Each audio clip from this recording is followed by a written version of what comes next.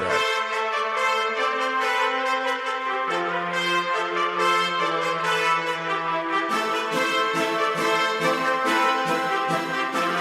Sounds correct.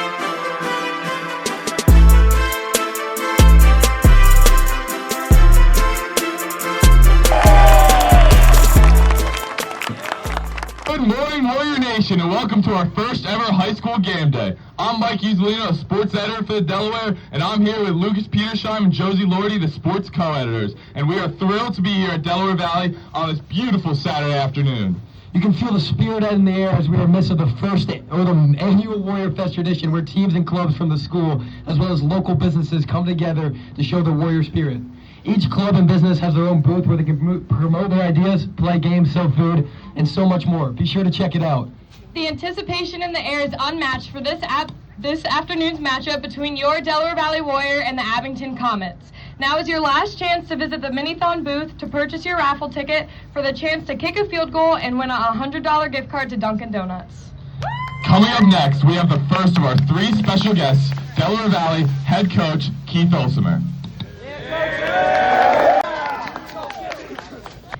Coach O, can you give us a little background on how the Jug and your rivalry against Abington started? Well, Coach Repshus and I are friends from a long time ago, and he took over the position at Abington Heights. And at the time, the two dominant teams in our league were Delaware Valley and Abington Heights, and we figured, why not add a little something extra to spice it up a little bit, and we added the black and blue Jug. When did the Jug tradition start? 2005 was the first year that we played for the Jug, and we've played every year since. What do you and the Warriors need to do today to keep this Jug? Well, we need to play good defense and limit our turnovers. We continue to do what we've been doing offensively. I think we'll be in pretty good shape. Does having this Jug motivate your team? I hope so, and I hope not. Whether we have this or not, I hope our guys are motivated to go out and play and be the best version of themselves. What's the game plan today for Abington? Win.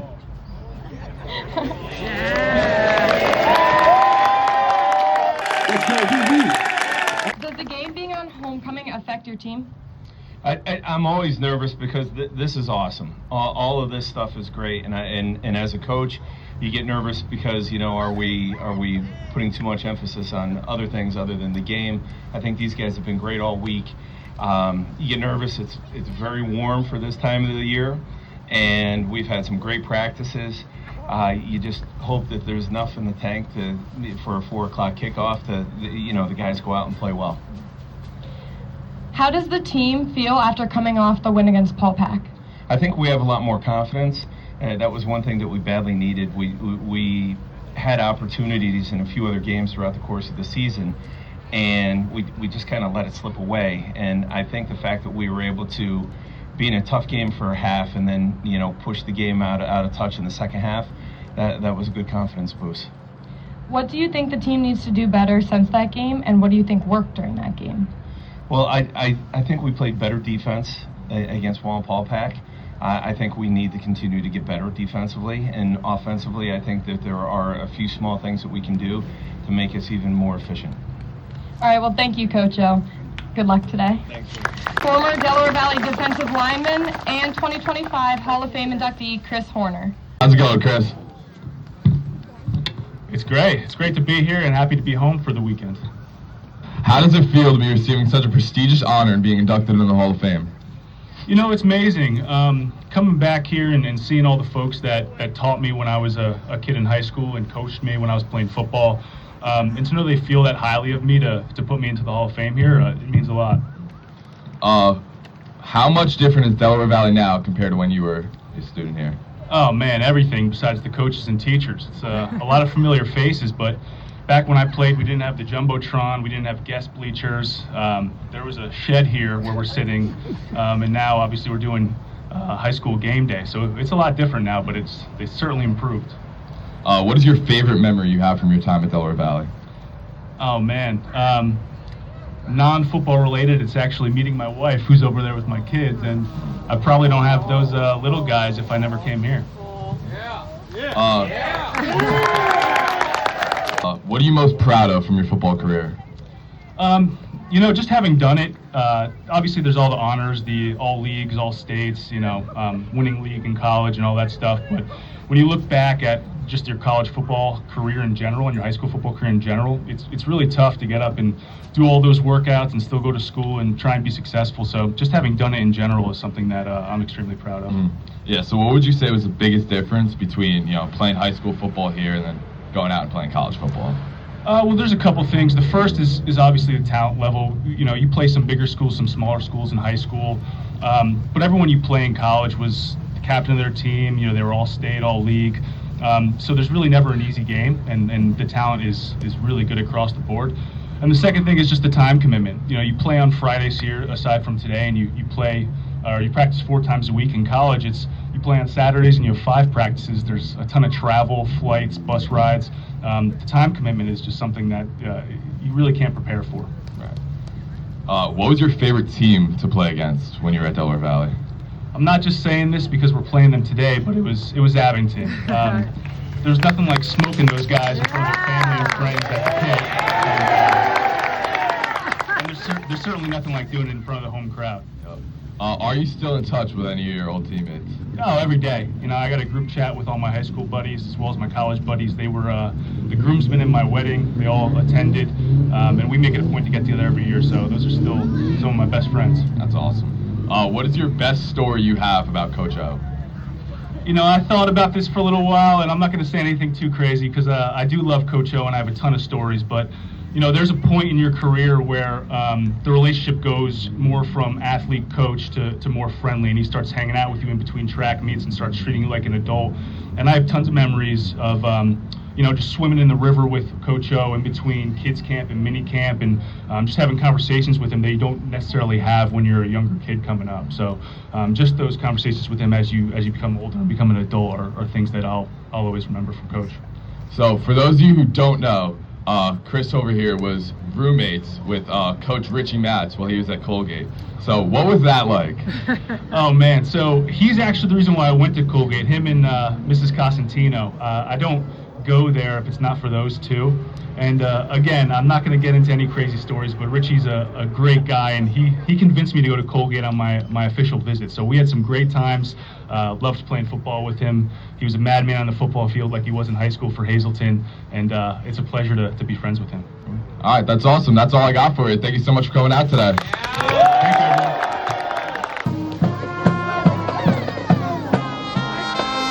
Next guest, sports commentator Tom Fagione. What are the Warriors going to have to do to win this football game? Well, I think number one, if they can control the line of scrimmage, control the clock, control the score, that means you control the game. So I think this game will be won and lost at the line of scrimmage. And the way the offense looked last week, I think you got a great chance this afternoon of doing that. Abington's quarterback Nick Bradley is reported to have a hand injury. How do you think that could affect this game? Well, one of the things that you guys, the Warriors, need to do is sometimes we get too caught up on focusing on the other team.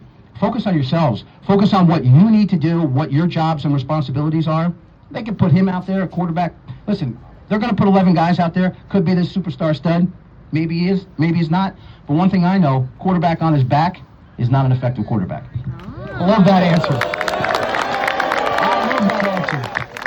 What's going to be more important, building the run game or going for the peg shots? Well, anyone that loves high school football knows that high school football is won and lost at the line of scrimmage, and behind the line of scrimmage is a good running back, especially a tailback and a fullback. And from what I understand, you guys got a couple of those guys that are pretty good at that. So I think that if you get a good, solid running game going this afternoon, you keep these guys on the ropes, you control that clock, you control the score, you're going to have an awesome day today. For sure. So, out of both teams, what are your players to watch from Abington and DV? Who cares about Abington? I'm going to watch this guy right here. This guy, is he going to go for a C note? Is he going to get 100 today? 100. 200. All right. There we go. Keeping an eye on that guy right there all afternoon, my man.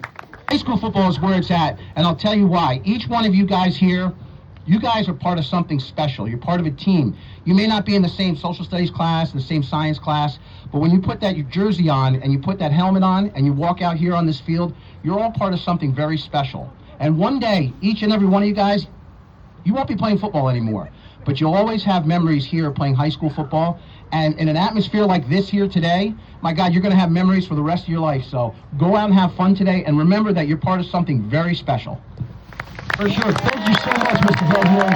All right, so coming up now, we have our guest picks. So we have 3 District 2 football games today. We have the Holy Cross Crusaders versus Holy Redeemer. We have Susquehanna versus Riverside, and then we got the main event, Delaware Valley Abington. So we're gonna start with Holy Redeemer, Holy Cross. Josie, who you got? Crusaders. Give me the Royals, coached by Coach Q's brother. So gotta give it to me. Hey, give me the Holy Cross. It's not even a question. I'm going with the Royals. I can't go against Coach Q's brother. All right, so next we have Susquehanna versus Riverside. Vikings. Give me Susquehanna. Tavian Branch is an animal. Other way around, bud. All right, let's go. Tavion Branch, Penn State commit, Riverside. I don't really know either of these teams, but let's go with Susquehanna. All right, so now we got the main event, Del Val versus Abington. Who you got, Josie? Delaware Valley. I mean, into the question, give me Del Val. You know what? You guys are wrong. I'm with the Comets. So what I would say, if I'm an idiot, go Comets! This is a tough one. Aren't the Comets 4-1?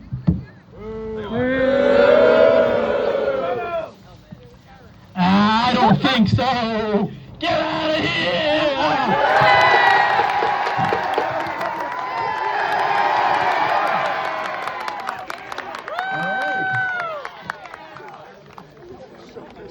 And now, to kick a field goal for $100 worth of Dunkin' Donuts, it is